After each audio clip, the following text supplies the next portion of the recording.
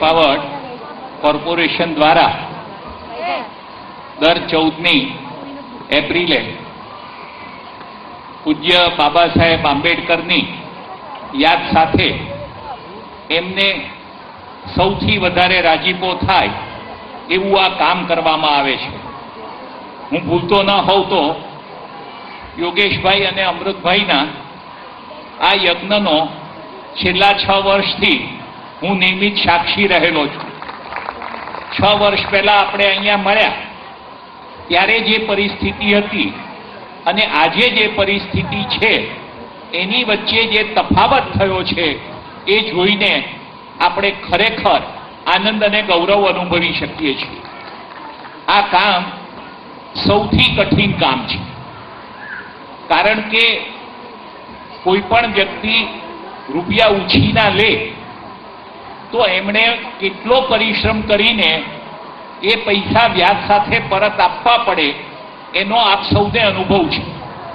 પરંતુ જે કોઈ સખી મંડળો થયા, જે કોઈ ઇન્વેસ્ટરો આવ્યા, જે કોઈ નાણાકીય સંસ્થાઓએ લોન આપી, એ બધાનું એકદમ સુચારુ રીતે સંચાલન કરી અને અનેક પરિવારોમાં એક નવું જીવન ધોરણ સ્થાપિત કરવાનો એક વિક્રમ આ વિમેન ઇકોનોમિક ડેવલપમેન્ટ કોર્પોરેશને સ્થાપિત કર્યું.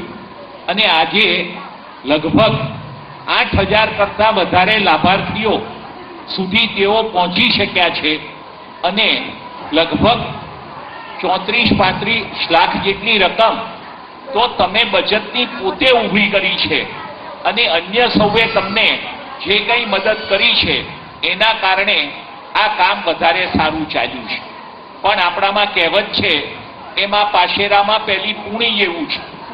આપણે ત્યાં ગરીબી અંગે વાત કરી. આજે માઇક્રો ફાઇનાન્સ ઘણું મોંઘું થયું છે. આ જે કામ કર્યું એ પાયાનું કામ છે. એમાં જાગૃતિ લાવ્યા, સંગઠન કર્યું, ધિરાણ કર્યું, આવકમાં વધારો કર્યો. જેની આવક વધી એના બાળકોના શિક્ષણની કાળજી કરી, રોજગારીની તકો વધારી. આના કારણે સર્વસંમલિત વિકસિત એ કહે છે કે એક મંડળીનું જે ધિરાણ યોગેશભાઈ અને અમૃતભાઈ નક્કી કરે એને મારે 100% ટેકો આપવો. બીજું કામ છે કે દરેક વખતે અહીંયા કંઈક ને કંઈક તમે વેચાણ કરો છો, પરંતુ હવે જ્યારે 8,000 જેટલા સભ્યો થયા છે અને અનેક પ્રકારની વસ્તુઓ બનાવે છે ત્યારે અમદાવાદનો પૂર્વ વિસ્તાર પ્રમાણમાં ગરીબીમાં છે, ત્યારે પશ્ચિમ વિસ્તારમાં પૈસા પણ જોઈ એક સુંદર પ્રદર્શન કરો. સપ્ટેમ્બર મહિનો, ઓક્ટોબર મહિનો, દિવાળી પહેલાનો સમય અનુકૂળ છે અને ઓછામાં ઓછા 100 સારામાં સારા સ્ટોલ કરીને હું આશા રાખું કે એ દિવસોમાં આપણે ઓછામાં ઓછું 51 લાખથી 1 કરોડ વચ્ચેનો ફિગર વેચાણનો કરીએ અને એ રીતે કરીએ તો આવકમાં ધરખમ વધારો થાય.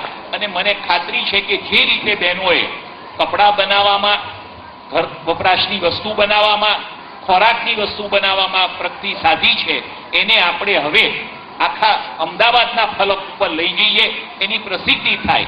જો સુંદરતો હોય તો આપણે એનું કંઈ સુંદર નામ આપો અને એવું એક પ્રદર્શન કરો કે જે દર વર્ષે લોકો જોવા માટે તલપાપડ હોય, રાહ જોતા હોય એવો શિરસ્તો પાડવાનું એક આહવાન રૂપે હું યોગેશભાઈને, અમૃતભાઈ અને પહેલે દિવસથી શંકા નથી અને આજે 6 વર્ષે આજે હું પ્રગતિ જોઉં છું એથી મારી છાતી ગજગજ ફૂલે છે.